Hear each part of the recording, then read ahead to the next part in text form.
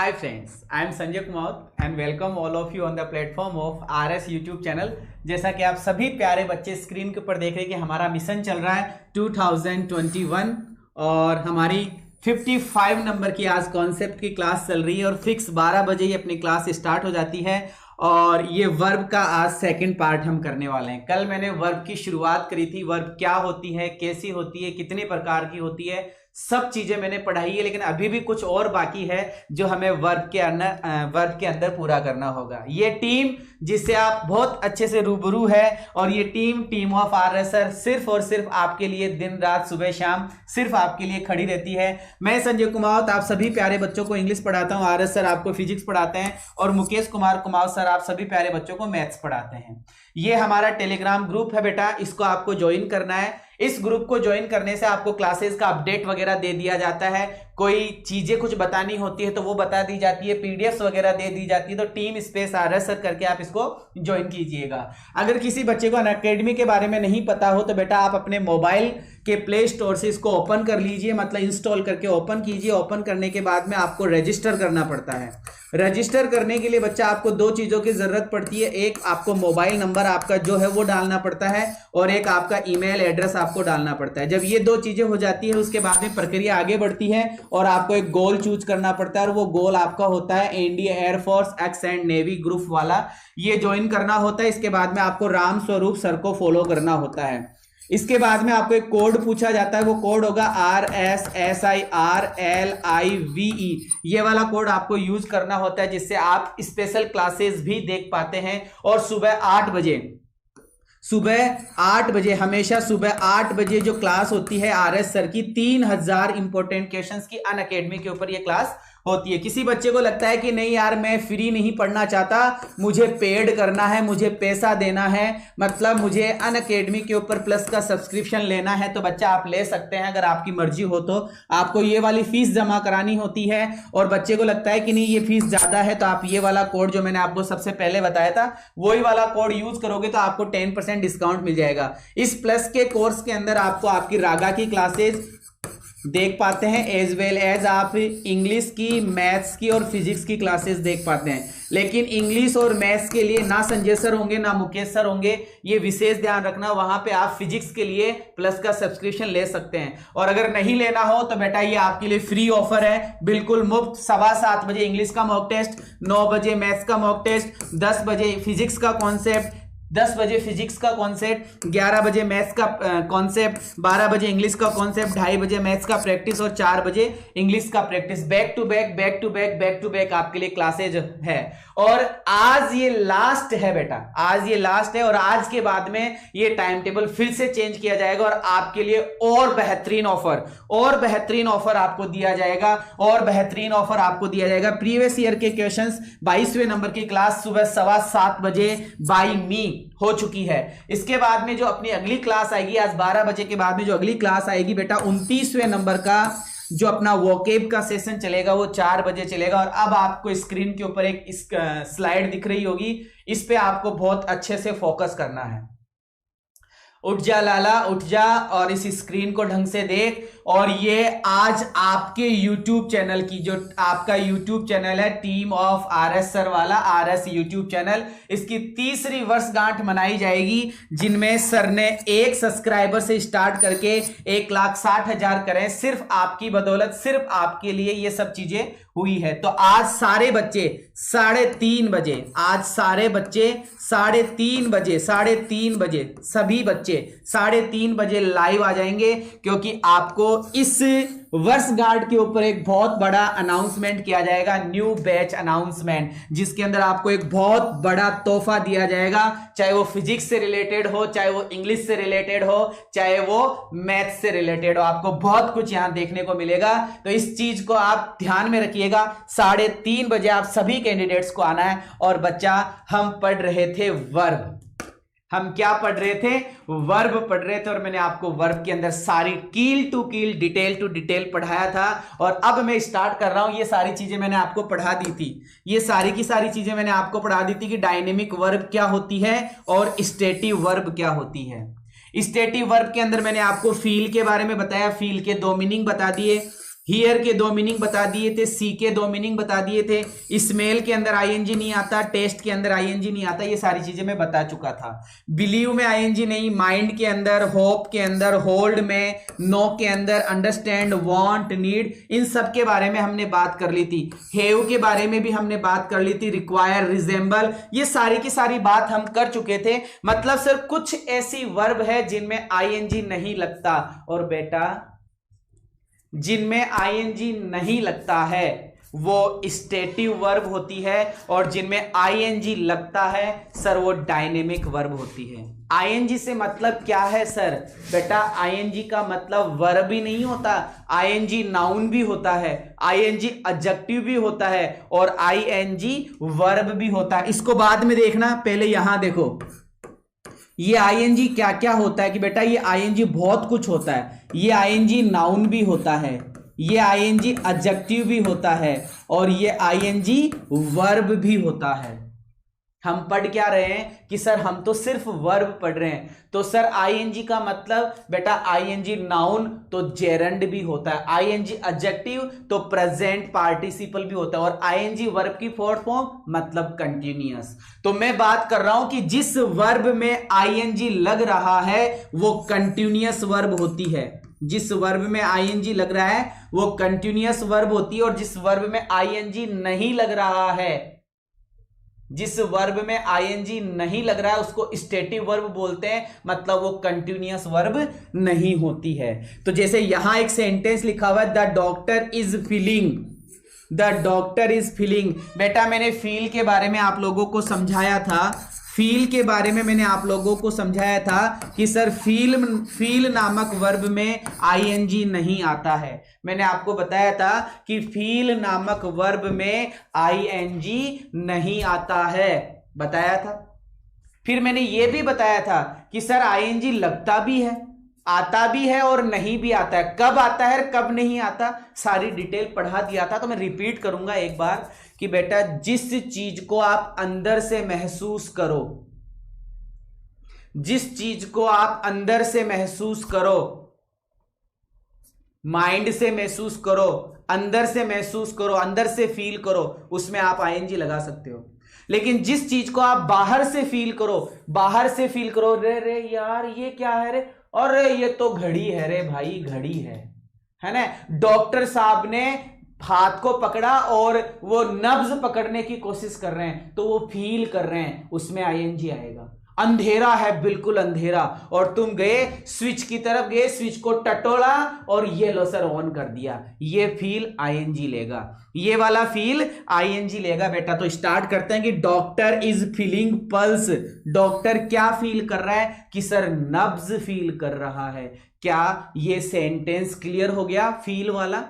क्योंकि सर इसमें बाहर से फील कर रहा है, इसमें बाहर से फील कर रहा है, इसलिए यहां पे आईएनजी होगा और ये फीलिंग होगा, फीलिंग होगा और ये फीलिंग होगा। क्लियर है पहला पॉइंट। दूसरा पॉइंट है विजया वॉज फीलिंग। फिर से फीलिंग आया है बच्चा, इसको फील करने की कोशिश करते हैं कि Vijaya was feeling, Vijaya feel कर रही है, अंदर से नहीं। अगर आईएनजी आया है इसका मतलब अंदर से फील नहीं हो रहा है, कोई बाहर की बात ही होगी। कि द इलेक्ट्रिसिटी स्विच, किसको फील कर रही है? इलेक्ट्रिसिटी स्विच, अरे खटका, खटका, खटके को फील कर रही है इन द डार्क, अंधेरे में। इसका मतलब सर आईएनजी सही है, इसका मतलब आईएनजी सही है। ही इज सीइंग, बेटा मैंने आपको सी भी पढ़ाया था, मैंने आपको सी भी पढ़ाया है। सी में आईएनजी लगता भी है और आईएनजी नहीं भी लगता। अगर सर मैं देख रहा हूं की बात कर रहा हूं, अगर मैं देखने की बात कर रहा हूं तो आईएनजी नहीं आएगा, लेकिन सर मैं मिलने की बात कर रहा हूं तो आईएनजी आएगा। क्योंकि सी के दो अर्थ होते हैं सर, एक तो मिलना और एक देखना। तो देखते हैं इसके अंदर आईएनजी आया है तो ये देखने की बात कर रहा है कि मिलने की बात करता है। सेंटेंस को पढ़कर पता चलेगा कि ही इज सीइंग, वह देख रहा है मुझे आज, वह मुझे आज देख रहा है, नहीं वह आज मुझसे मिल रहा है, वह आज मुझसे मिल रहा है, वह आज मुझसे मिल रहा है। फिर बेटा मैंने आपको एक वर्ब हियर भी तो समझाई थी, हियर के बारे में भी तो आपको मैंने समझाया था। हियर के बारे में मैंने आपको क्या कहा था कि हियर एक ऐसी वर्ब है, हियर एक ऐसी वर्ब है जिसके अंदर आपको सेकंड और थर्ड फॉर्म बनाने के लिए ईडी नहीं लगाना पड़ता, डी लगाना पड़ता है। क्या लगाना पड़ता है? डी। तो ये हियर है तो इसकी थर्ड फॉर्म और सेकंड फॉर्म हर्ड होगी, सेकंड फॉर्म और थर्ड फॉर्म क्या होगी? हर्ड। और बेटा इसका एरर पूछा जाता है, इसका एरर पूछा जाता है। चलो सर एक बात खत्म। दूसरी बात और कर लो कि सर हियर एक ऐसा शब्द है जिसके दो मीनिंग है, जिसके दो मीनिंग है सर।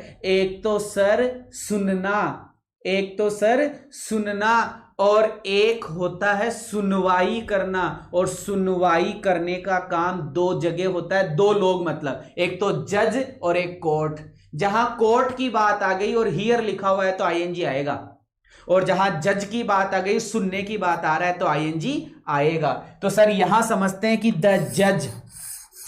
जज इज हियरिंग, इसका मतलब ये एकदम सही है। द केस, जज साहब केस को सुनवाई कर रहे हैं, जज साहब केस की सुनवाई कर रहे हैं। उम्मीद करूंगा ये वाली जो स्लाइड है वो समझ में आई होगी। ये वाली स्लाइड समझ में आ गई तो एक बार जय हिंद का कमेंट कर दे सारे बच्चे। अगर ये वाली स्लाइड क्लियर हो गई तो जय हिंद का कमेंट कर दे फटाफट। फिर मैं और आगे बढ़ूंगा, फिर मैं और आगे बढ़ूंगा बेटा, फटाफट। क्लियर है? यस या no? Yes no, yes no, yes no, yes no. बिल्कुल बिल्कुल, शाबाश शाबाश। ये लो बढ़ते हैं, आगे बढ़ते हैं, आगे बढ़ते हैं। फिर से सर एक सेंटेंस और है, फिर से एक क्यों दो सेंटेंस है सर, फिर से दो सेंटेंस है। अब इन दो सेंटेंसेस को समझते हैं। बिल्कुल, अब इन दो सेंटेंसेस को समझते हैं सर। तो समझो बेटा, are you seeing the code. बेटा शुरू के अंदर लिखा हुआ आ रहा है आर, और लास्ट में लिखा हुआ आ रहा है क्वेश्चन मार्क, और बीच में आ रही है वर्ब की फोर्थ फॉर्म आईएनजी। इसका मतलब सर ये हेल्पिंग वर्ब है और ये मेन वर्ब है। और सर ये कंटिन्यूअस की बात कर रहा है। किसकी बात कर रहा है? कंटिन्यूअस की बात कर रहा है। और बोल क्या रहा है? Are you seeing the house, क्या तुम घर को देख रहे हो?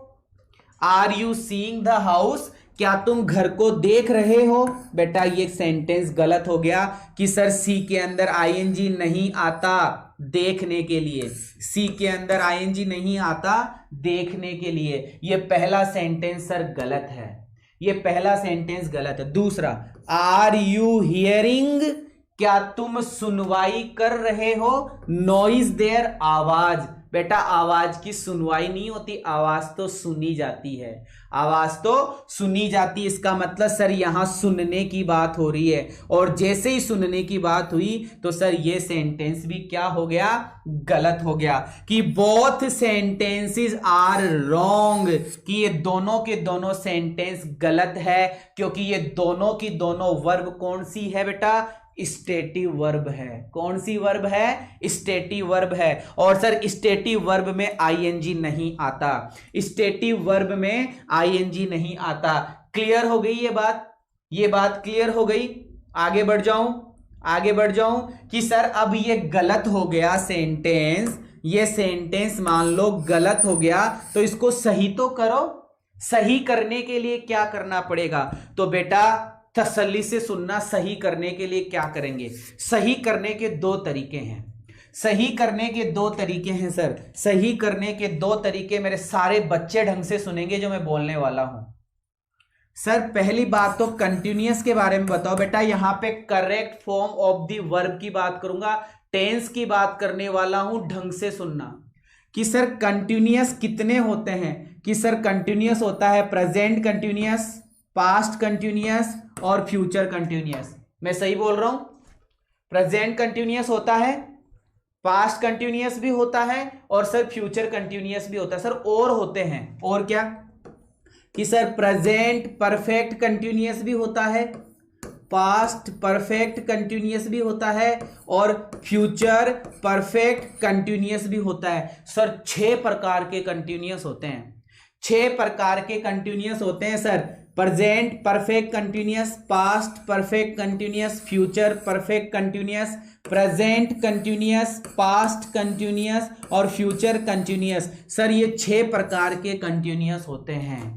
तो सर अब मैं सही कैसे करूं? तो बेटा जो कंटिन्यूअस आया है ना, उस कंटिन्यूअस के पहले कौन सा टेंस आ रहा है उसमें बदल दे। पहले कौन सा टेंस आ रहा है उसमें बदल दे। अगर प्रेजेंट कंटिन्यूअस है तो प्रेजेंट इंडेफिनेट में बदल दे। पास्ट कंटिन्यूअस है तो पास्ट इंडेफिनेट में बदल दे। फ्यूचर कंटिन्यूअस है तो फ्यूचर इंडेफिनेट में बदल दे। बात समझ में आ रही है? इधर आ, चौथे में आ, प्रेजेंट परफेक्ट कंटिन्यूअस, तो पहले वाले में बदल, प्रेजेंट परफेक्ट में बदलेगा। किस में बदलेगा? प्रेजेंट परफेक्ट में। प्रेजेंट पास्ट परफेक्ट कंटिन्यूअस किस में बदलेगा? कि सर पास्ट परफेक्ट कंटिन्यूअस बदलेगा पहले वाले में, पास्ट परफेक्ट टेंस में। कौन से टेंस में? पास्ट परफेक्ट टेंस में। फ्यूचर परफेक्ट कंटिन्यूअस किस में बदलेगा? कि सर फ्यूचर परफेक्ट टेंस में। फ्यूचर परफेक्ट टेंस में कहने का मतलब परफेक्ट कंटिन्यूअस तो बदल जाएगा परफेक्ट के अंदर, परफेक्ट कंटिन्यूअस तो बदल जाएगा परफेक्ट के अंदर, और केवल कंटिन्यूअस बदल जाएगा इंडेफिनेट के अंदर। किसके अंदर? इंडेफिनेट के अंदर। केवल कंटिन्यूअस इंडेफिनेट में चेंज हो जाएगा और परफेक्ट कंटिन्यूअस परफेक्ट में चेंज हो जाएगा। किस में चेंज हो जाएगा? परफेक्ट में। ये बात बताइए मैंने टेंस की, और जब मैं टेंस पढ़ाऊंगा ना, वर्ब पढ़ाऊंगा, वर्ब एंड एक वो verb correct form of the verb, तब एक बार और रिवाइज करूंगा। तो सर ये जो हमारा सेंटेंस है, इस सेंटेंस को हम सही कैसे करें? तो सर इसके 2 तरीके मैंने आपको बता दिए। कौन कौन से तरीके? अगर परफेक्ट कंटिन्यूअस है तो उसको परफेक्ट में चेंज कर दे, और अगर केवल कंटिन्यूअस है तो उसको इंडेफिनेट में चेंज कर दे। ये 2 तरीके होते हैं। इसके अलावा एक तरीका और है, इसके अलावा एक तरीका और है, तू इसको केन में भी चेंज कर सकता है, केन में भी चेंज कर सकता है। इसको किस में चेंज कर सकता है? केन में। कि सर कैसे? तो सुन बेटा, देखो, टू मेक राइट इसका अर्थ करो, टू मेक राइट इसका अर्थ करो। टू मेक राइट का मतलब सही करने के लिए। दीज सेंटेंसेस, कौन से सेंटेंसेस? वो जो 2 सेंटेंस आए थे ना पहले वाले, उन 2 सेंटेंसेस को सही करने के लिए आप क्या यूज कर सकते हैं? एक तो इंडेफिनेट के अंदर डू या डज यूज कर लो, इंडेफिनेट के अंदर डू या डज कर लो, या मॉडल के रूप में आप कैन का यूज कर लो, मॉडल के रूप में आप कैन का यूज कर लो। सही करो बेटा। सेंटेंस था are you seeing the house, यही था, are you seeing the house. सही करो कि सर कैन यू सी, और कैन के साथ में कौन सी वर्ब आती है? अरे बेटा मॉडल के बाद में वर्ब की फर्स्ट फॉर्म आती है, मॉडल के बाद में वर्ब की फर्स्ट फॉर्म आती है। अब सही हो गया, can you see the house. दूसरा सही करो sir, are you hearing a noise, क्या तुम एक आवाज सुन रहे हो? गलत है। सही करो कि sir can you hear, modal के साथ में वर्ब की first form, a noise there. Sir इसको कैन से नहीं बनाऊंगा मैं तो इसको इंडेफिनेट में चेंज करूंगा। तो इंडेफिनेट में चेंज कर ले, इंडेफिनेट में चेंज कर ले, इंग्लिश लगा do you see the house, do you hear a noise. ठीक है, both pairs are right but can is better than do, मतलब डू से ज्यादा बढ़िया कैन होता है। चलो ये तो बहुत हाई लेवल की बात आ गई, इसको तो छोड़ो, लेकिन आपको तो बस मैंने इतना पढ़ाया है कि सर परफेक्ट कंटिन्यूअस को परफेक्ट में चेंज करना होता है और कंटिन्यूअस को इंडेफिनेट में चेंज करना होता है। मेरे साथ में दोहराओ बेटा, मेरे साथ में दोहराओ, मैं क्या बोल रहा हूं। परफेक्ट कंटिन्यूअस को किस में चेंज करेंगे? परफेक्ट कंटिन्यूअस को किस में चेंज करेंगे? कि सर परफेक्ट में। और केवल कंटिन्यूअस हो उसको किस में चेंज करेंगे? कि सर इंडेफिनेट में। किस में चेंज करेंगे? इंडेफिनेट में। क्लियर है बेटा? क्लियर है? आगे चलूं? आगे चलूं? चलो आगे बढ़ते हैं, आगे वाले पॉइंट पे बात करता हूं। ये एक क्वेश्चन लिखा हुआ है, ये एक क्वेश्चन लिखा हुआ है, इस क्वेश्चन को सोल्व करेंगे। चलो छोड़ो, अभी बाद में करेंगे, इस क्वेश्चन को बाद में सोल्व करेंगे। चलो इस क्वेश्चन पे आओ, इस क्वेश्चन पे आओ। मैंगोज रिक्त स्थान स्वीट, अब आर टेस्टिंग होगा कि टेस्ट होगा? फटाफट बताओ। मैंगोज कौन सा मतलब आंसर होगा आपका, ए नंबर का आंसर होगा कि बी नंबर का आंसर होगा? मैंगोज टेस्ट स्वीट, यहां पर रिक्त स्थान मानो, आर टेस्टिंग होगा कि टेस्ट आंसर होगा? फटाफट बताओ सर। आंसर में दोनों हो तो डू बताया ना, वो कैन बताया ना, कैन इज बेटर ऐसा। मैंगोज बेटा ये हायर लेवल की बातें तुम्हारे नहीं आती। चलो मैंगोज टेस्ट की सर, टेस्ट एक ऐसी वर्ब है, टेस्ट एक ऐसी वर्ब है जिसका हमें आईएनजी नहीं बनाना होता है, जिसका हमें आईएनजी नहीं बनाना होता, इसलिए आर टेस्टिंग नहीं होगा, हमारा आंसर होगा टेस्ट। हमारा आंसर क्या होगा? टेस्ट। दूसरा question, rose smell sweet, rose smell sweet, are smelling होगा कि स्मेल होगा? आर स्मेलिंग होगा कि स्मेल होगा? फटाफट फटाफट। हाँ टेस्ट देखो नीचे लिख दिया बेटा मैंने, both are stative so not ING, दोनों की दोनों वर्ब क्या है? स्टेटिव वर्ब है, इसलिए आईएनजी नहीं लगेगा यहां पर। स्मेलिंग नामक वाला सेंटेंस गलत हो जाएगा, केवल स्मेल होगा। केवल क्या होगा बेटा? स्मेल। फटाफट बताओ समझ में आया क्या डिफरेंस है स्टेटिव वर्ब और डायनेमिक वर्ब में? स्टेटिव वर्ब और डायनेमिक वर्ब में डिफरेंस समझ में आ गया? स्टेटिव वर्ब और डायनेमिक वर्ब में डिफरेंस समझ में आ गया सभी बच्चों को? यस या नो का कमेंट करो फटाफट, यस या नो का कमेंट करो। समझ में आ गया हो तो आगे बढ़ूंगा, समझ में आ गया हो तो आगे बढ़ूंगा बेटा। क्लियर है? क्लियर है? चलो एक सेंटेंस पूछ रहा हूं, एक सेंटेंस पूछ रहा हूं बेटा, एक सेंटेंस पूछ रहा हूं, बताना। I have been knowing you since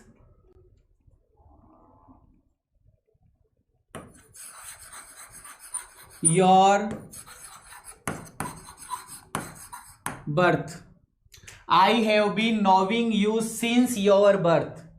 I have been knowing you since your birth. इस सेंटेंस में एरर क्या है और इस सेंटेंस को सही कैसे करें? इस सेंटेंस में एरर क्या है और इस सेंटेंस को सही कैसे करें? कि सर हमें एक बात तो ये तो समझ में आ गई कि जहां पर सिंस, फॉर और ऑल, सभी मेरे बच्चे ध्यान देंगे, सिंस, फॉर और ऑल, कि सर ये तीन प्रेपोजिशन ऐसे हैं जिनके साथ में टाइम आता है, जिनके साथ में क्या आता है? टाइम। कि सर ये जो शब्द हमें नजर आ रहा है, सिंस के साथ में टाइम, फॉर के साथ में टाइम और ऑल के साथ में टाइम, बेटा ये तीन शब्द है। दोबारा बोल रहा हूं, आराम से तसल्ली से सुनिए कि सर सिंस के साथ में टाइम, फॉर के साथ में टाइम, ऑल के साथ में टाइम, कौन सा टेंस लगाया जाता है? कौन सा टेंस लगाया जाता है? कि सर टेंस लगाया जाता है परफेक्ट कंटिन्यूअस। टेंस कौन सा लगाया जाता है? परफेक्ट कंटिन्यूअस, CONTINUOUS, कि सर परफेक्ट कंटिन्यूअस टेंस लगाया जाता है। सिंस के साथ में टाइम, फॉर के साथ में टाइम, ऑल के साथ में टाइम, कि सर परफेक्ट कंटिन्यूअस टेंस लगाया जाता है। अब मेरे बच्चे मुझे जवाब देंगे परफेक्ट कंटिन्यूअस में वर्ब कौन सी आती है? कि सर कंटिन्यूअस वर्ब आती है, डायनेमिक वर्ब आती है। सर डायनेमिक वर्ब आईएनजी वाली वर्ब आती है। लेकिन सर कुछ वर्ब ऐसी है जिनमें आईएनजी नहीं आता।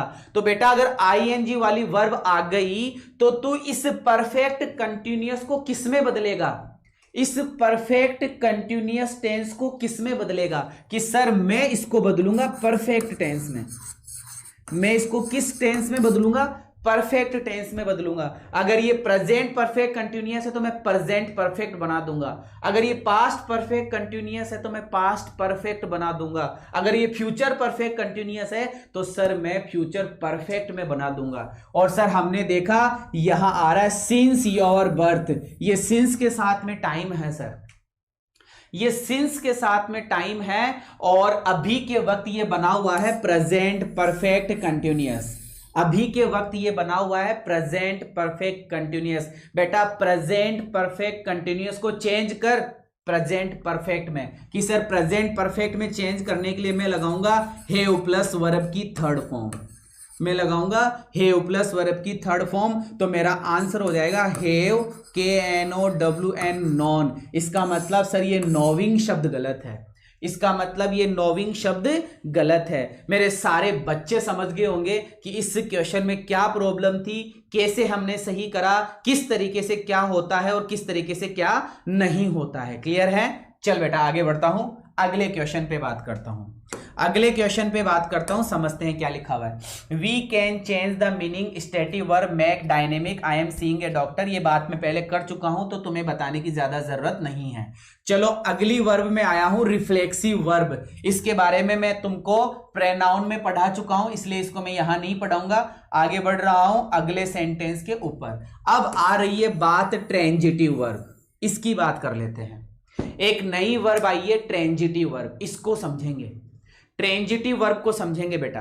ट्रांजिटिव वर्ब क्या होती है तसल्ली से समझेंगे, बढ़िया तरीके से समझेंगे। ट्रांजिटिव वर्ब क्या होती है कि सर ट्रांजिटिव वर्ब 3 प्रकार की होती है। ट्रांजिटिव वर्ब 3 प्रकार की होती है। पहली बात, ट्रांजिटिव वर्ब क्या होती है कि सर एक ऐसी वर्ब जिसके बाद में ऑब्जेक्ट आए, एक ऐसी वर्ब जिसके बाद में ऑब्जेक्ट आए। सिंस चेंज नहीं होगा बेटा, सिंस फॉर ऑल चेंज नहीं होगा, टेंस ही चेंज होगा, समय चेंज नहीं होगा। टेंस ही चेंज होगा, सचिन है ना, टेंस ही चेंज होगा बेटा। मैं बात कर रहा हूं ट्रांजिटिव वर्ब। समझिएगा सारे प्यारे बच्चे कि सर ट्रांजिटिव वर्ब की पहचान बताओ ना। ट्रांजिटिव वर्ब हम कैसे पहचाने? बेटा हिंदी में सुना होगा सकर्मक और अकर्मक क्रिया, हिंदी में सुना होगा सकर्मक और अकर्मक क्रिया। सकर्मक का मतलब हो गया जिसमें क्रम आए, मतलब जिसमें ऑब्जेक्ट आए। तो बेटा ट्रांजिटिव वर्ब के अंदर ऑब्जेक्ट आता है, और एक इसी की उल्टी वर्ब है इनट्रांजिटिव वर्ब। इनट्रांजिटिव वर्ब, इसके अंदर ऑब्जेक्ट नहीं आता। मैं तुम्हें क्या पढ़ाने वाला हूं? मैं तुम्हें पढ़ाने वाला हूं ट्रांजिटिव वर्ब। ट्रांजिटिव वर्ब की सबसे बड़ी पहचान कि सर वर्ब के बाद में ऑब्जेक्ट आता है, वर्ब के बाद में ऑब्जेक्ट आता है। सर कितनी प्रकार की होती है? कि बेटा 3 प्रकार की होती है। एक प्रकार, दूसरा प्रकार और तीसरा प्रकार। कि सर वो कौन कौन से प्रकार है? कि सर वो होते हैं, एक तो मोनोसिलेबिक, पहले दिन ही बता दिया था, कल बता दिया था कि सर एक होता है मोनोसिलेबिक और एक होता है डाइसिलेबिक और एक होता है सर कॉम्प्लेक्स सिलेबिक।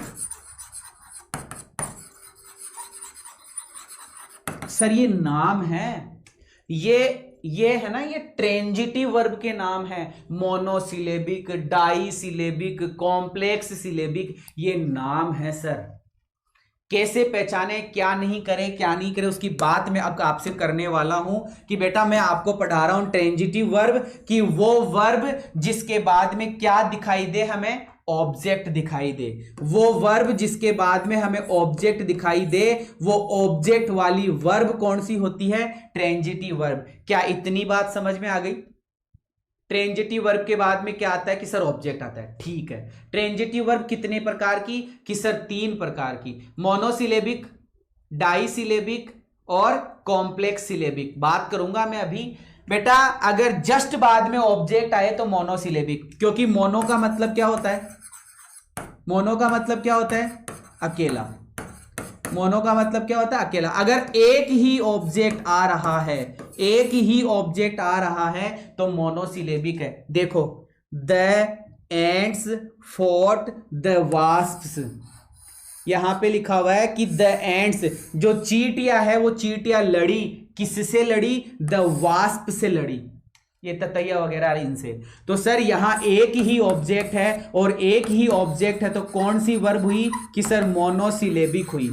कौन सी हुई? मोनोसिलेबिक। द शूट सैंक, कोई शूट है जो डूब गया, द शिप, ऐसा कुछ लिखा हुआ है। ठीक है कि सर ये वर्ब है सैंक और ये आ गया ऑब्जेक्ट। इसका मतलब सर एक ऑब्जेक्ट है और एक ऑब्जेक्ट है तो मोनोसिलेबिक है।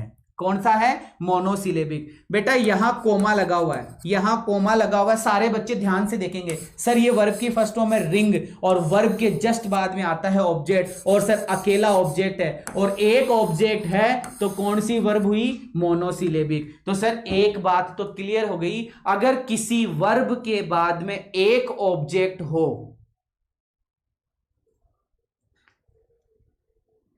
किसी वर्ब के बाद में एक ऑब्जेक्ट हो, वो मोनोसिलेबिक होती है, मतलब ट्रांजिटिव वर्ब होती है। मतलब कौन सी होती है? ट्रांजिटिव वर्ब होती है। बेटा कौन सी वर्ब होती है? Transitive verb. आगे चलता हूं, और देख लीजिए, और देख लीजिए।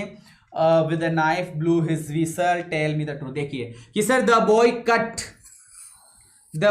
कट हिज हैंड, क्या लिखा हुआ है? His hand. ये हिज हैंड क्या है? कि सर ऑब्जेक्ट है। द पुलिस ब्लू क्या? हिज विसल, अपनी विसल, अपनी पुपाड़ी, अपनी वो क्या सीटी बजाई, इसका मतलब सर ऑब्जेक्ट है। टेल, टेल के बाद में द ट्रूथ, ये द ट्रूथ क्या है? कि सर ऑब्जेक्ट है। अगर बेटा किसी वर्ब के बाद में ऑब्जेक्ट आ रहा है एक, तो वो ट्रांजिटिव वर्ब है। क्लियर है? चलो और चलते हैं। अब मैं बात करने वाला हूं डाइसिलेबिक। बेटा कभी नाम सुना है क्या? सजीव ऑब्जेक्ट, निर्जीव object, direct object, indirect object, animate object, inanimate object, नाम सुना है क्या? अरे कुल मिलाकर सीधी सीधी सी भाषा में, सरल भाषा में कहूं तो सजीव ऑब्जेक्ट और निर्जीव ऑब्जेक्ट। कितने ऑब्जेक्ट? कि सर दो ऑब्जेक्ट। अगर एक ऑब्जेक्ट है तो मोनोसिलेबिक, और दो ऑब्जेक्ट है तो डाइसिलेबिक। दो ऑब्जेक्ट। कि सर वो ऑब्जेक्ट कैसे होते हैं? कि बेटा एक होता है सजीव और एक होता है निर्जीव। एक होता है सजीव और एक होता है निर्जीव। सर आपने पढ़ा दिया कब? कि पैसिव वॉइस में। कब पढ़ा दिया? कि सर पैसिव वॉइस में। देखो बेटा डाइसिलेबिक हैज टू ऑब्जेक्ट्स, दो ऑब्जेक्ट्स होते हैं। एक होता है इनडायरेक्ट ऑब्जेक्ट जिसको एनिमेट ऑब्जेक्ट बोला जाता है, और एक होता है डायरेक्ट ऑब्जेक्ट जिसको इनएनिमेट ऑब्जेक्ट बोला जाता है। सर ये डायरेक्ट, इनडायरेक्ट, ये एनिमेट, इनएनिमेट क्या है? तो वो बच्चा जो भोला सा है, बच्चा सा है बिल्कुल, कि सर सजीव ऑब्जेक्ट, दुनिया के जितने भी सजीव है ना वो सब सजीव ही है। और सर निर्जीव, कि बेटा जो निर्जीव होता है वो निर्जीव होता है। ठीक है? कि सर कैसे पता चलेगा? बड़ा आसान है, देख बेटा इधर, हिज फादर गेव, ये गेव क्या है? कि सर वर्ब है, और इस वर्ब के बाद में क्या आ रहा है? ऑब्जेक्ट आ रहा है। पहले मैं समझाऊंगा, वो सुनिए बेटा। ये वर्ब है, इस वर्ब के बाद में एक ऑब्जेक्ट तो ये आ गया और एक ऑब्जेक्ट ये आ गया। ये पहला ऑब्जेक्ट है और ये दूसरा ऑब्जेक्ट है। इसमें होता क्या है कि सबसे पहले सजीव आता है और सजीव के बाद में निर्जीव आता है। पहले सजीव ऑब्जेक्ट आता है, फिर निर्जीव ऑब्जेक्ट आता है। पहले एनिमेट आता है, फिर इनएनिमेट आता है। पहले इनडायरेक्ट आता है, फिर डायरेक्ट आता है। पहले लाइफ फुल आता है, फिर लाइफ लेस आता है। अरे पहले सजीव को मान्यता दी जाती है, बाद में निर्जीव को मान्यता दी जाती है।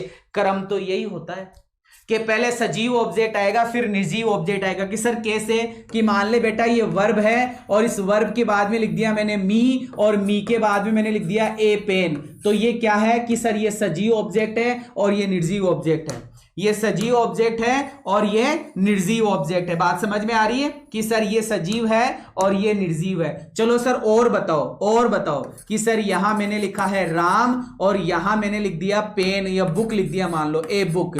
क्या लिख दिया? A book. कि सर ये सजीव है, ये निर्जीव है। लेकिन लेकिन लेकिन कभी कभी इनका क्रम भी चेंज हो जाता है। कभी कभी इनका क्रम भी चेंज हो जाता है। पहले मैंने लिख दिया सर अब की बार में ए पेन और बाद में मैंने लिख दिया मी, तो ये गलत है। ये क्या है? गलत है। पहले मैंने लिख दिया ए बुक, पहले मैंने लिख दिया ए बुक, किसके बाद में? वर्ब के बाद में। और इधर मैंने लिख दिया राम, इधर मैंने लिख दिया राम, तो ये गलत है। तो सर सही कैसे करूं? क्योंकि ऑब्जेक्ट तो पहले सजीव भी आ सकता है, निर्जीव भी आ सकता है, निर्जीव भी आ सकता है और सजीव भी आ सकता है। तो बेटा ये बात ध्यान रखना, पहले निर्जीव आया और बाद में सजीव आया तो दो प्रेपोजिशन लगाए जाते हैं। और वो दो प्रेपोजिशन कौन से हैं बेटा? वो दो प्रेपोजिशन है, आपकी स्क्रीन के ऊपर लिखा हुआ है टू और फॉर। वो दो प्रीपोजिशन कौन से हैं? टू और फोर। वो दो प्रीपोजिशन कौन से हैं? टू और फोर।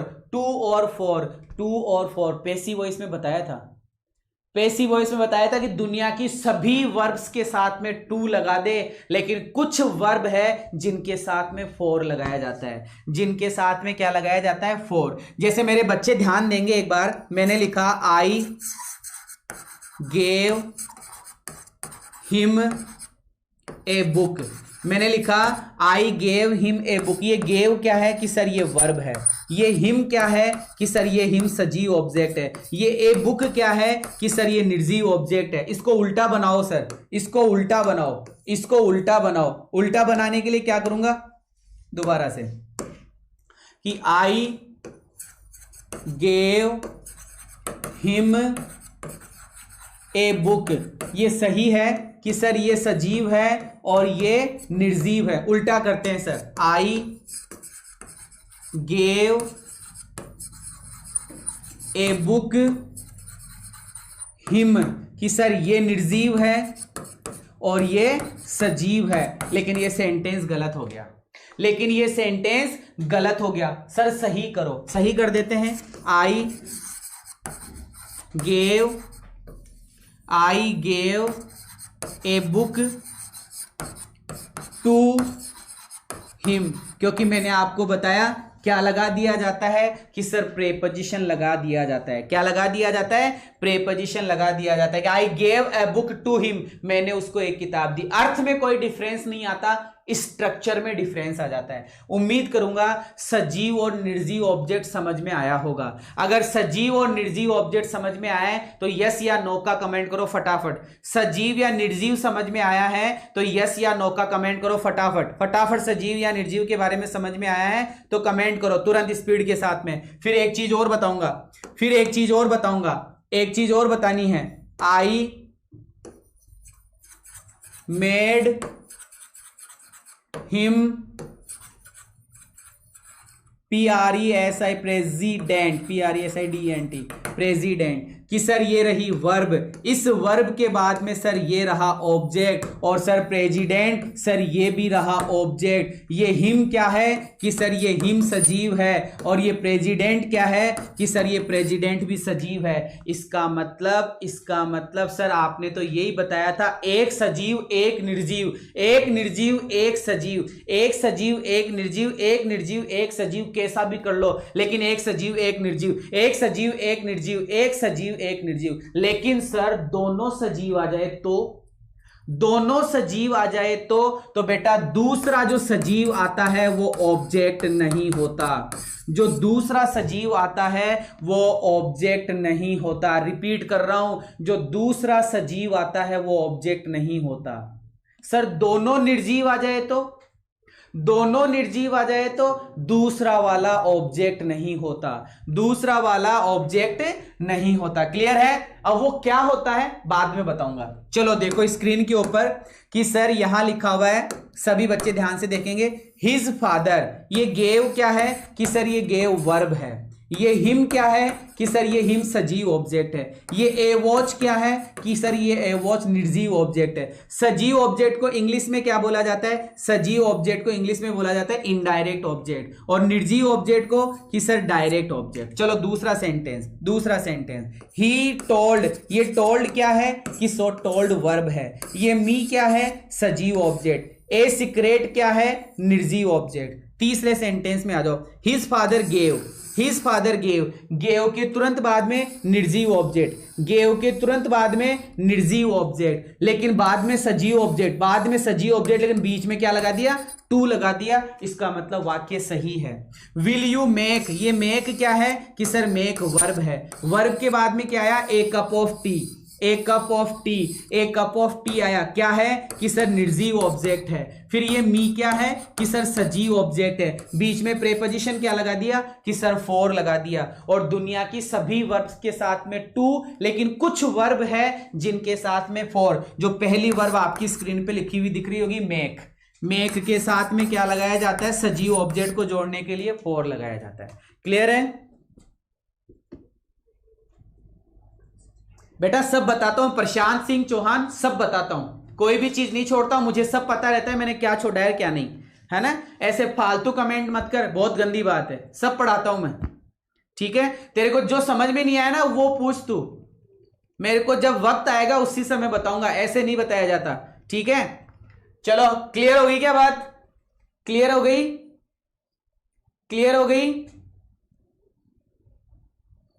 क्लियर हो गई। और जो बच्चा शुरू से अगर मेरी क्लास देख रहा होगा, जिसने पेसिव वॉइस पढ़ी थी, पेसिव वॉइस के अंदर कोई चीज छोड़ी थी तो वो आज बता दी, और पेसिव वॉइस के अंदर सब कुछ पढ़ा चुका था मैं, है ना। ऐसे कमेंट मत करो यार, गंदा लगता है मेरे को बिल्कुल भी, ठीक है। हाँ आगे बढ़ रहा हूं, आगे वाले पॉइंट पे बात करता हूं मैं। देख लीजिए कि सर अब आप ये बोल रहे थे कि एक सजीव होता है और एक निर्जीव होता है, एक सजीव होता है और एक निर्जीव होता है, कि सर ये क्या होता है, कि सर ये ऑब्जेक्ट होता है, क्या होता है, ऑब्जेक्ट होता है। लेकिन मैंने अभी अभी बोला कि सर अगर दोनों सजीव आ जाए तो क्या करे, और दोनों निर्जीव आ जाए तो क्या करे, दोनों सजीव आ जाए तो क्या करे और दोनों निर्जीव आ जाए तो क्या करे। तो बेटा मैंने आपको बताया था कि ट्रांजिटिव वर्ब 3 प्रकार की होती है। पहला प्रकार मैं बता चुका हूं, एक ऑब्जेक्ट, दूसरा मैं बता चुका हूं 2 ऑब्जेक्ट, अब तीसरी की बारी आ रही है बेटा, जिसको हम बोलते हैं complex transitive verb. Complex transitive verb वो यही होती है, अगर दोनों निर्जीव है तो वो कॉम्प्लेक्स ट्रांजिटिव वर्ब है, और दोनों सजीव है तो वो कॉम्प्लेक्स ट्रांजिटिव वर्ब है। जिस बच्चे ने कमेंट करा था ना सर 4 के बारे में नहीं बताया, बेटा पेसिव वॉइस देख दोबारा से जाके, ठीक है ना, दिमाग खराब मत कर। और दोनों सजीव या दोनों निर्जीव हो तो ये भी पढ़ाया था, याद आ रहा है क्या, नाम सुना है, सब्जेक्ट कॉम्प्लीमेंट और ऑब्जेक्ट कॉम्प्लीमेंट। ऑब्जेक्ट कॉम्प्लीमेंट न जाने कितनी बार बोल चुका होगा, और आज फिर से नंबर आ गया उसी का, कॉम्प्लीमेंट। यहां देख, कॉम्प्लीमेंट फिर से यहां लिखा हुआ आ गया, कॉम्प्लीमेंट फिर से यहां लिखा हुआ आ गया, ठीक है ना। चलो दोबारा से देखते हैं एक बार। ओके देखिए बेटा क्या लिखा हुआ है कि सर कॉम्प्लेक्स ट्रांजिटिव वर्ब, हम बात कर रहे हैं complex transitive verb. Complex transitive verb में क्या होता है कि सर वर्ब के बाद में एक ऑब्जेक्ट आया तो मोनोसिलेबिक, वर्ब के बाद में 2 ऑब्जेक्ट आए तो डाइसिलेबिक, और सर वर्ब के बाद में एक तो आए ऑब्जेक्ट, वर्ब के बाद में सुनना ढंग से सुनना, वर्ब के बाद में एक तो आए ऑब्जेक्ट, और ऑब्जेक्ट के बाद में आ जाए वर्ब की फर्स्ट फॉर्म। तो सर ये वर्ब की फर्स्ट फॉर्म वर्ब नहीं होती है, ऑब्जेक्ट कॉम्प्लीमेंट होता है। या आ जाए वर्ब की थर्ड फॉर्म, तो सर ये वर्ब की थर्ड फॉर्म नहीं होती, ऑब्जेक्ट कॉम्प्लीमेंट होता है। या आ जाए वर्ब की फोर्थ फॉर्म, तो सर ये वर्ब की फोर्थ फॉर्म नहीं होती, ऑब्जेक्ट कॉम्प्लीमेंट होता है। या आ जाए वर्ब की फिफ्थ फॉर्म, अब ये वर्ब की फिफ्थ फॉर्म क्या होती है, 2 प्लस वर्ब की फर्स्ट फॉर्म। अगर 2 प्लस वर्ब की फर्स्ट फॉर्म आ जाए तो भी ऑब्जेक्ट कॉम्प्लीमेंट। या फिर आ जाए सर नाउन, तो सर ये भी सजीव और ये भी सजीव, और 2 सजीव अगर आते हैं तो दूसरा वाला सजीव ऑब्जेक्ट नहीं होता, वो क्या होता है, ऑब्जेक्ट कॉम्प्लीमेंट होता है। वो क्या होता है बेटा, ऑब्जेक्ट कॉम्प्लीमेंट। या फिर लास्ट एंड फाइनल है, लास्ट या फाइनल आ गया एडजेक्टिव, या फिर सर इस ऑब्जेक्ट के बाद में एडजेक्टिव आ जाए तो क्या होगा, ऑब्जेक्ट कॉम्प्लीमेंट होगा। दोबारा से देखिए सारे बच्चे कि सर मैंने लिखा आई मेड हिम, सपोज दैट ये कोई सेंटेंस लिखा है मैंने, आई मेड हिम। सभी बच्चों को पता है कि सर ये सब्जेक्ट है, ये यहां पर हेल्पिंग वर्ब या मेन वर्ब जो भी है हो जाएगी, और ये यहां पे आ गया ऑब्जेक्ट। मतलब सर SHVO के बाद में, मतलब सर ऑब्जेक्ट के बाद में, ऑब्जेक्ट के बाद में वर्ब की फर्स्ट फॉर्म, ऑब्जेक्ट के बाद में वर्ब की थर्ड फॉर्म, ऑब्जेक्ट के बाद में वर्ब की फोर्थ फॉर्म, ऑब्जेक्ट के बाद में वर्ब की फिफ्थ फॉर्म, ऑब्जेक्ट के बाद में नाउन, और ऑब्जेक्ट के बाद में एडजेक्टिव अगर होता है तो ये वाले जो शब्द होते हैं, ये वाले शब्द क्या कहलाते हैं, कि सर ये वाले शब्द कहलाते हैं ऑब्जेक्ट कॉम्प्लीमेंट। ये वाले शब्द क्या कहलाते हैं, ऑब्जेक्ट कॉम्प्लीमेंट। और इसी ऑब्जेक्ट कॉम्प्लीमेंट को बोला गया है कॉम्प्लेक्स ट्रांजिटिव वर्ब, इसी को बोला गया है complex transitive verb, complex transitive verb, complex transitive verb, इसी को क्या बोला गया है सर, कॉम्प्लेक्स ट्रांजिटिव वर्ब। क्या ये बात समझ में आई? अगर ये बात समझ में आई है तो एक बार कमेंट करो, उसके बाद में एग्जांपल्स की बात करूंगा, इसके बाद में एग्जांपल्स की बात करूंगा। क्लियर है? फटाफट कमेंट करो।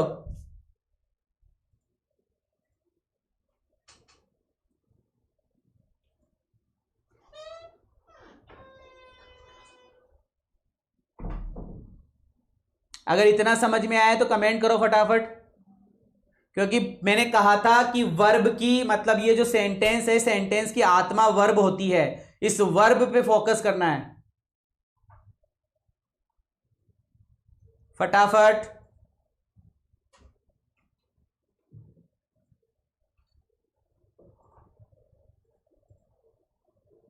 ठीक है, ओके ओके ओके। देखिएगा, जिसके जिसके समझ में नहीं आया था वो दोबारा से देखे बेटा। यहां पे मैं वापस से ले रहा हूं, सारे बच्चे ढंग से देखेंगे कि सर कॉम्प्लेक्स ट्रांजिटिव वर्ब में क्या होता है? One object. एक तो ऑब्जेक्ट होता है जो यहां दिख रहा होगा कि सर एक तो ऑब्जेक्ट होता है और दूसरा कॉम्प्लीमेंट होता है। एक तो ऑब्जेक्ट होता है और दूसरा कॉम्प्लीमेंट होता है। सर ये कॉम्प्लीमेंट को हिंदी में कि सर हिंदी में तो पूरक भाग बोलते हैं, लेकिन ये दिखता कैसा है? तो मैंने आपको बता दिया है कि सर SHVO, SHVO मतलब ऑब्जेक्ट। इस ऑब्जेक्ट के बाद में वर्ब की फर्स्ट फॉर्म आ गई तो ये ऑब्जेक्ट कॉम्प्लीमेंट है। वर्ब की थर्ड फॉर्म आ गई, ऑब्जेक्ट कॉम्प्लीमेंट है।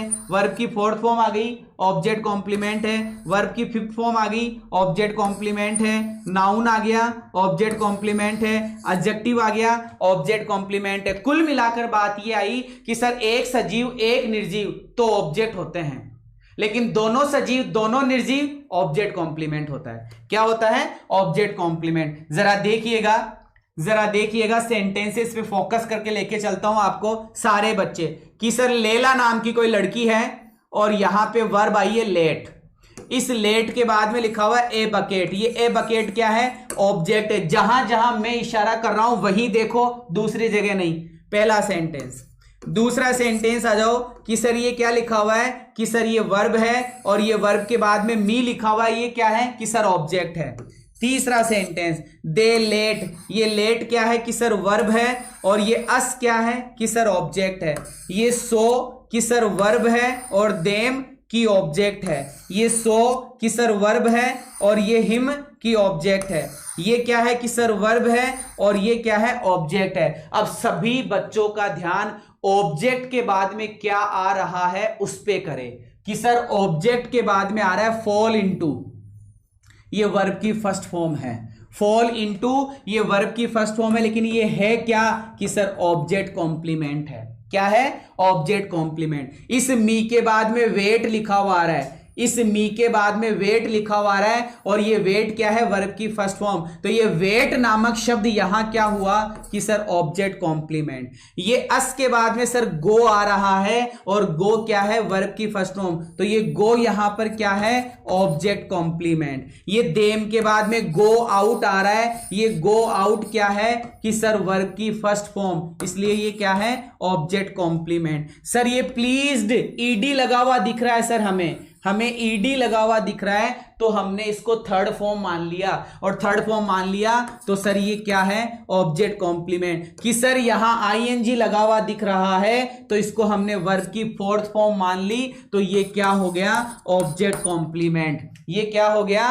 Object complement. फिर से आगे बढ़ो। ये क्या है? कि सर वर्ब, और ये क्या है? कि ऑब्जेक्ट। ये क्या है? कि सर वर्ब, ये ऑब्जेक्ट, ये वर्ब और ये ऑब्जेक्ट, ये वर्ब और सर ये ऑब्जेक्ट, ये वर्ब और सर ये ऑब्जेक्ट। यहां पर पेंटेड वर्ब और द हाउस ऑब्जेक्ट। अब ऑब्जेक्ट के बाद में गौर करो, टू वेट क्या है? कि सर वर्ब की फिफ्थ फॉर्म। तो ये टू वेट क्या हुआ?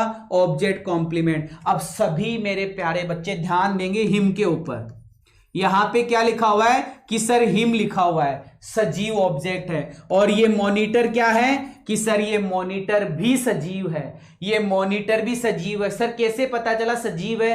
कंप्यूटर वाला भी तो मॉनिटर ही होता है। यहां देख, मेड, मेड मतलब बनाया, वी मतलब हमने, मेड मतलब बनाया, हिम मतलब उसको मॉनिटर, मॉनिटर बनाया हमने उसको। अगर निर्जीव वस्तु होता तो इट आता। इसका मतलब सर दोनों सजीव, और दोनों सजीव है तो एक तो ऑब्जेक्ट पहले वाला और दूसरे वाला क्या हुआ कि sir object complement. We elected him, हमने उसको इलेक्ट किया सेक्रेटरी, और इस सेक्रेटरी के लिए क्या लगाओगे object complement. I made him president, इस ये प्रेसिडेंट क्या है object complement. They painted the house green, ये ग्रीन क्या है कि सर एडजेक्टिव है, और एडजेक्टिव है तो क्या है सर ऑब्जेक्ट कॉम्प्लीमेंट। क्या ऑब्जेक्ट कॉम्प्लीमेंट दिखता कैसा है समझ में आया क्या? ऑब्जेक्ट कॉम्प्लीमेंट दिखता कैसे है समझ में आया क्या? ऑब्जेक्ट कॉम्प्लीमेंट दिखता कैसे है समझ में आया क्या?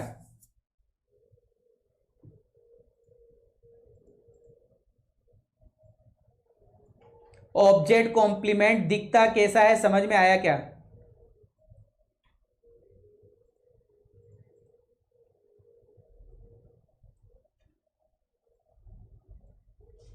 दिखता कैसा है समझ में आया क्या? क्लियर है? क्लियर है? चलो सर अब बात करते हैं आगे, अब और बात करते हैं आगे की तरफ। जरा समझिएगा कि सर ये जितने भी ये जब ये ऑब्जेक्ट कॉम्प्लीमेंट आया तो सर ये वर्ब कौन सी हुई कॉम्प्लेक्स ट्रांजिटिव वर्ब। ये ऑब्जेक्ट कॉम्प्लीमेंट है तो ये ऑब्जेक्ट कॉम्प्लीमेंट की ट्रांजिटिव वर्ब होगी कॉम्प्लेक्स ट्रांजिटिव वर्ब। कुल मिलाकर सर ये वर्ब की हम बात कर रहे हैं, ये जितनी भी चीजें आपको दिख रही है यहां पे ये सब वर्ब है, और मैं आपको वर्ब ही पढ़ा रहा हूं तो वर्ब समझ में आ गई होगी आराम से। चलो ठीक है सर आगे और बढ़ते हैं और देखते हैं। चलो बेटा यहां पे फोकस करें सारे बच्चे, एक बार कंप्लीट बच्चे इस जगह पे फोकस करें। अभी ये हमारी तीसरी मतलब आपके YouTube चैनल जिसका नाम है RS YouTube चैनल, ये बच्चों आप लोगों का YouTube चैनल है RS YouTube चैनल, जिसकी तीसरी आर्स वर्षगांठ बनाई जाएगी।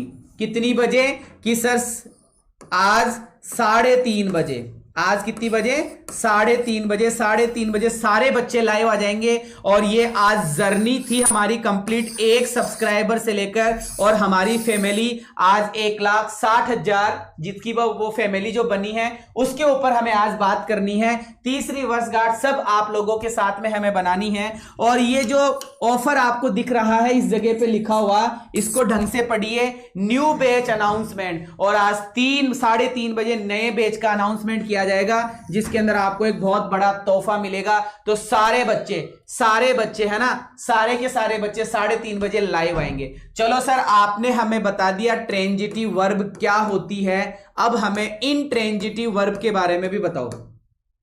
इंट्रांजिटिव वर्ब क्या होती है उसके बारे में भी बताओ। इंट्रांजिटिव वर्ब क्या होती है? तो बेटा इंट्रांजिटिव वर्ब एक ऐसी वर्ब होती है जिसके बाद में आपको ऑब्जेक्ट देखने को नहीं मिलता, जिसके बाद में ऑब्जेक्ट देखने को नहीं मिलता। सम एंड्स की सर सब्जेक्ट है, फाइट की सर वर्ब है, और वेरीफायर्सली, और वेरीफायर्सली सर एडवर्ब है। वेरीफायर्सली क्या है एडवर्ब है। और सर एडवर्ब कभी ऑब्जेक्ट नहीं होता, एडवर्ब कभी ऑब्जेक्ट नहीं होता। द शिप सेंक, ये सेंक क्या है कि सर वर्ब है, और इस वर्ब के बाद में रैपिडली लिखा हुआ आ रहा है, और रैपिडली है एडवर्ब, और सर एडवर्ब कभी ऑब्जेक्ट नहीं होता। द बेल रेंग लाउडली, ये लाउडली क्या है कि सर लाउडली एडवर्ब है, और एडवर्ब कभी ऑब्जेक्ट नहीं होता। तो सर हमें यही बता दो ना ऑब्जेक्ट कौन कौन से होते हैं। तो बेटा सीधी सी बात है, ऑब्जेक्ट एक तो होता है नाउन, एक होता है प्रेनाउन। एक तो नाउन और एक प्रेनाउन, एक तो नाउन और एक प्रेनाउन। नाउन आ गया ना तो ऑब्जेक्ट है, प्रोनाउन आ गया ना तो ऑब्जेक्ट है। इसके अलावा कुछ भी आओ ऑब्जेक्ट नहीं होता, इसके अलावा कुछ भी आओ ऑब्जेक्ट नहीं होता है। तो नाउन और प्रोनाउन का आना जरूरी है। कई बच्चों के दिमाग में चल रहा होगा सर एडजेक्टिव भी तो आता है ना, लेकिन बेटा एडजेक्टिव के साथ में नाउन आता है एडजेक्टिव के साथ में क्या आता है नाउन आता है, तो नाउन तो आना जरूरी है। तो सर नाउन और प्रोनाउन ही ऑब्जेक्ट होता है, बाकी सब ऑब्जेक्ट नहीं होते। तो समझ गए होंगे इंट्रांजिटिव वर्ब क्या होती है, इंट्रांजिटिव वर्ब क्या होती है। ठीक है, अब ये बात मैं आपको कल से करवाऊंगा, और बाकी मैंने आज जो आपको पढ़ाया है बेटा बहुत ज्यादा इंपॉर्टेंट चीज है। जो आज मैंने आपको पढ़ाया है बहुत ही ज्यादा इंपॉर्टेंट चीज है। मैंने आपको ट्रांजिटिव वर्ब बता दी, इंट्रांजिटिव वर्ब बता दी, ऑब्जेक्ट कॉम्प्लीमेंट कैसा होता है ये समझा दिया, डाइसिलेबिक वर्ब कैसी होती है, ट्रांजिटिव वर्ब कैसी होती है, रिफ्लेक्सिव वर्ब के बारे में मैं पहले पढ़ा चुका हूं आपको, और इसके बाद में से कई बातें थी जो हमने कर ली है ना। और कल वाला जो क्लास होगी 12 बजे की जो कल क्लास होगी, लेकिन आज आप एक काम करना, सारे बच्चे काम करना, आज 3:30 बजे सभी बच्चे लाइव आएंगे, जिससे नए पुराने जितने भी बच्चे हैं, पुराने वाले बच्चों के लिए भी एक बहुत बड़ा तोहफा उनको मिलने वाला है, और जो नया बच्चा आया है जिसने नई शुरुआत करी है, वो जो शुरू से पढ़ना चाहता है उसके लिए भी एक बहुत बड़ा तोहफा आपको मिलने वाला है। क्लासेस का टाइम टेबल चेंज होने वाला है और वो आपको पता चलेगा 3:30 बजे। आप सभी बच्चों का स्वागत रहेगा उसके अंदर, सभी बच्चे आएंगे और इस फैमिली को पूरा परिवार के रूप में, पूरी फैमिली के रूप में एंजॉय करेंगे। थैंक यू सो मच, मिलता हूं 3:30 बजे आप सभी बच्चों के साथ में एक बार फिर से।